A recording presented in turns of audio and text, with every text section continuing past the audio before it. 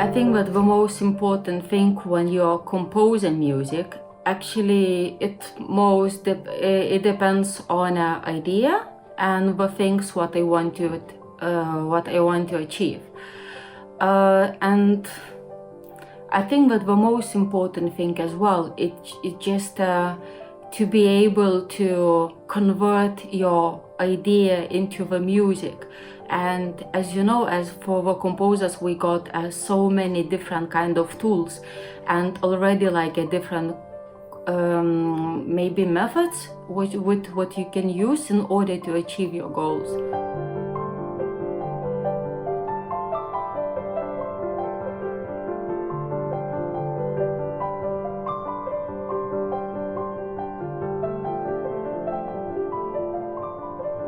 I think that the journey which led me to the idea to write music which is based on the textile mapping into the sonic experience started when I was studying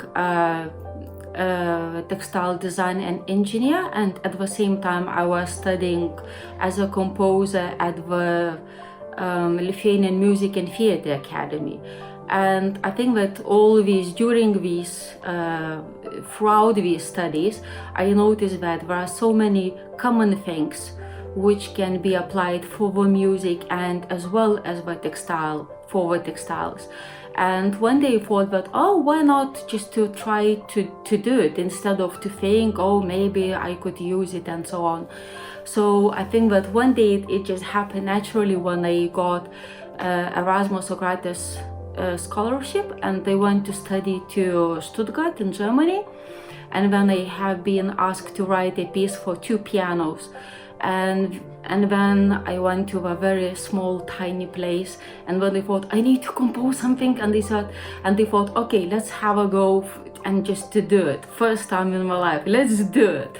And I think that it was a very natural feeling, you know, and the first time when I was using these kind of textiles, I just chosen the textile which I got like a textile design book, which I really liked. I thought that it could be quite easy to convert it. And then I just draw a system, very simple one, and just did it, convert this music. And they thought, okay, let's see what will happen. And then after the concert, it was so meditative, even it was so structurally composed and based on these structures, mathematical orders and etc. And then it went so meditative, and I was like, very pleased. So I thought that the first time it was very, very successful, which just led me to the further exploration. And then afterwards, some years, I decided to study PhD, and I got another scholarship for my PhD at Durham University. So I spent again 3 years in order to write it down my methodology, and then as well I thought that it would be nice just to combine the same method with the Indian ragas, because we do have very similar things. So actually I was like combining 3 things: Indian raga, textiles and music itself.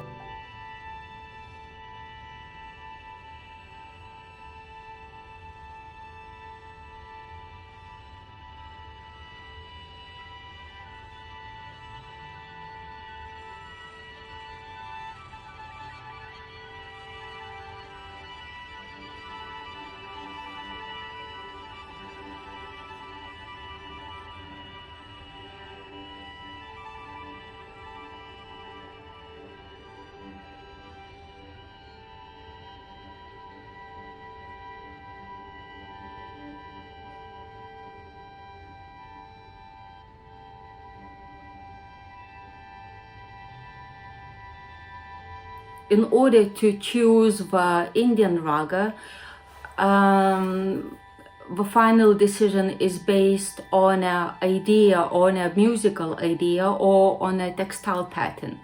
For example, if I'm using textile pattern, which is where I can use a silk as the material, so I know that these patterns, you can't see it as a real structure, because the silk, if you will use it very plain, very thin, so the texture will just disappear, and you need like a magnifying glass in order to see the real structure, isn't it? So you need just to have a really close look. So, and for this, and of course when I will look at my North Indian Raga book, which is quite a big one, and then I will read it again, all of them, which one could be, would have the same kind of probably emotion, or would have something, the same kind of features which could be easily connected.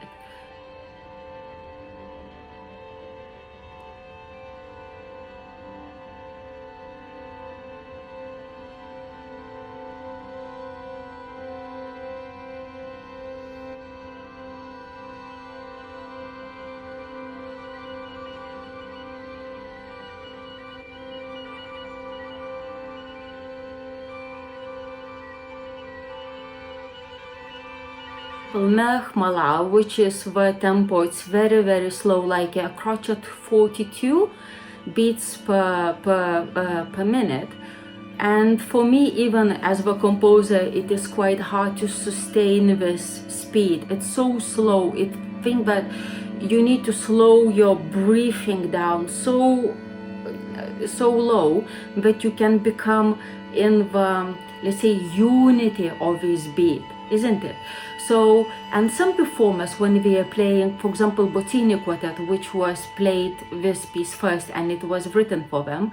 So I think that they are naturally, because, you know, I worked with them like 2 weeks each day non-stop, so I think that we got the sense of this piece naturally.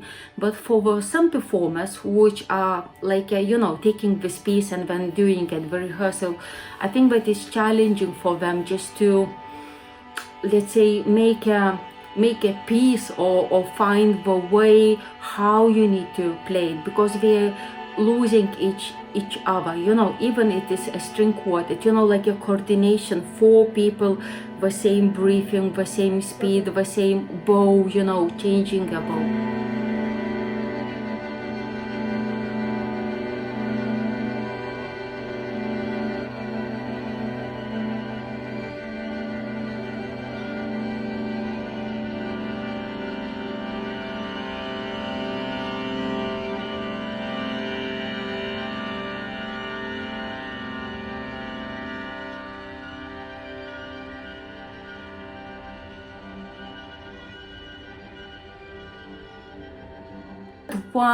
When I'm searching for ideas, so it's more a little bit like a chaos, because when I'm thinking everywhere, you know, when you're walking in a car, when you're waiting, or when you're reading, or when you're just daydreaming, it's still somewhere in your brains, all these ideas coming out. But and then when you're setting up, you plan everything, the structure, and you're thinking, oh, it is great, now I can really start writing music normally, properly. So then it goes, just everything disappears, you know.